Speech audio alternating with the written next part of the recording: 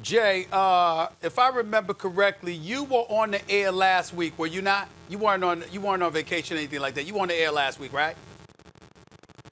Yes. Okay, and I know you were, Max. Y'all gonna have to forgive me for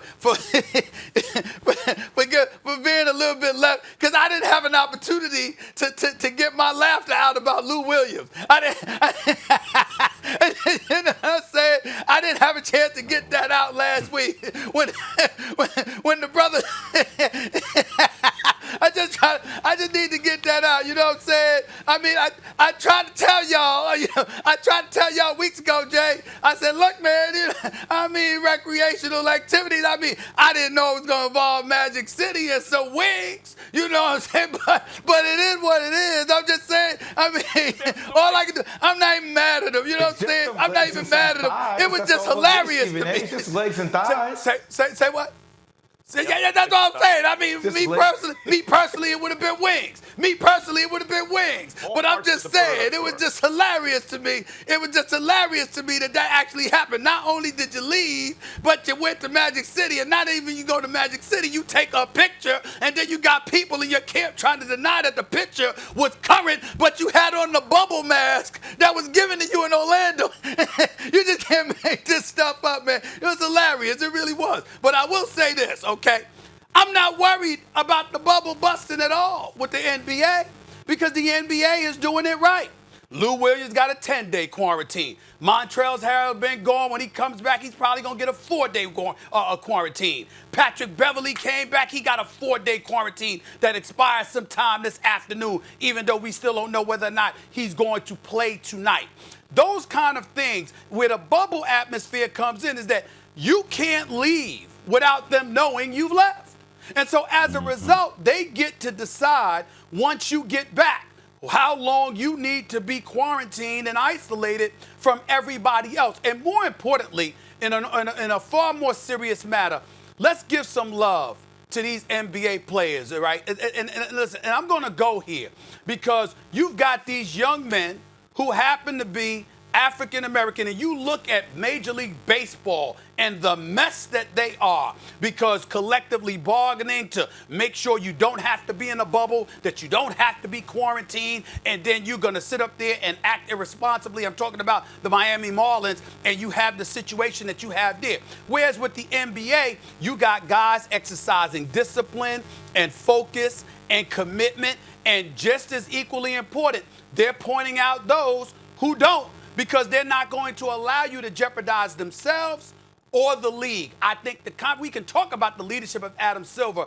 and that certainly doesn't need to be diminished, because it is phenomenal leadership on his part, along with Michelle Roberts, the executive director of the Players Association, and Chris Paul, the president of the Players Association, and stars like LeBron and the Greek Freak and others who definitely are exercising a level of necessary focus and putting forth their due diligence. But we got to give so much love to the players, because they're making sure to hold everybody accountable. And as a result, they're caring about themselves, they're caring about the welfare and the well-being of the league, and they deserve so much credit for being so incredibly responsible, the vast majority of them. They really deserve a lot of credit for this. Stephen A., I agree with you on this wholeheartedly. And one of the things that I said that was also in place, that was imperative, was all the protocols and the procedures. It was imperative. And even Kristaps Porzingis, the fact that he missed one of the times he had to go get a test, which meant that he was going to be put on quarantine for X amount of days. Those are the kind of parameters that are in place that Adam Silver and company have made sure of to be conducive to the league being in a position where I think it's the second time that they announced there's been zero tests. Zero actually positive tests of COVID-19. So is there an element of concern? Of course there is, to some degree. There always is in life. If somebody randomly were to get it, then it's hard to track where they were with inside the bubble. It can spread. Even though I don't think the chances of that happening are high.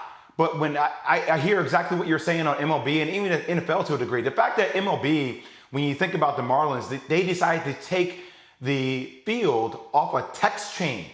One of the leaders of their team had a text chain, and it was the consensus of what other players thought the fact that that wasn't mandated from the top down from, Derek Jeter or more so from Rob Manfred, that it wasn't protocols in place at that time. And I know a lot of leagues are trying to, assemble this plane after they've already jumped off the cliff. But a lot of these leagues have also had a lot of time to think about how they wanted to handle this. The fact that was allowed to happen with the Marlins organization was horrible. And it's just kind of the same thing I feel with a lot of players reporting to training camp, understanding that in the NFL, understanding that, hey, look, I understand there are serious, severe repercussions if I don't show up to training camp, but then almost feeling in a way that their hands were forced before these IDERs came out, which I know they got established now. But it just felt like everything was running so fast, and now a lot of these players are opting out because they have that optionality.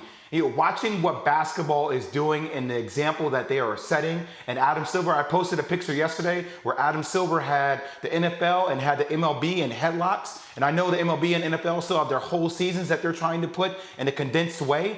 But the way you have to go about doing these seasons, we're seeing it. You either do it in the bubble, or I think it's going to be a mess if you decide to do it the other way. And that's what we're watching in real time. Look, as Dr. Fauci said, Dr. Fauci came out and said the NFL, if they want to have a season, they should figure out how to do it in a bubble. He doesn't see, absent a vaccination, how they could do it otherwise. This is a debate show. I realize that. But I co-sign entirely with what both of you just said. Entirely. I'm going to get to the players in a second. This is the importance of having a good faith partnership between management and labor. Right? Look at the NBA. A lot of the reason I think that they signed up for the bubble, the players did, being away from their families, the whole thing, is not just, partly it's because their season's almost over, the local TV revenue almost vests fully, another 7 or 8 regular season games, then they can go right to the playoffs, but they have an extended playoff season. They're going to be a couple months away. Thanks for watching ESPN on YouTube. For live streaming sports and premium content, subscribe to ESPN+.